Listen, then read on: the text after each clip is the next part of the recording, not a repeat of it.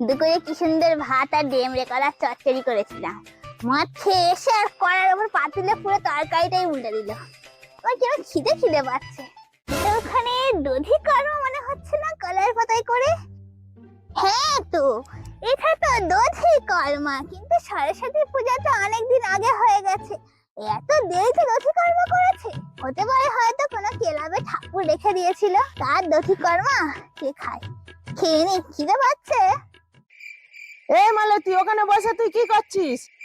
আরে এই তো দেখ না, কে দধি কর্মা ফেলে গেছে এখানে। সরস্বতী পূজা মানে ঠাকুর বিসর্জন করেছিল, তাই খাচ্ছি। এই ও তো দধি কর্মা নয়, ও পাড়ায় একটা বুড়ো মরে গেছে, ঘাটে তো পিন্ডি দিয়ে আছে। এটা দধি কর্মা নয়, এটা এটা পিণ্ড।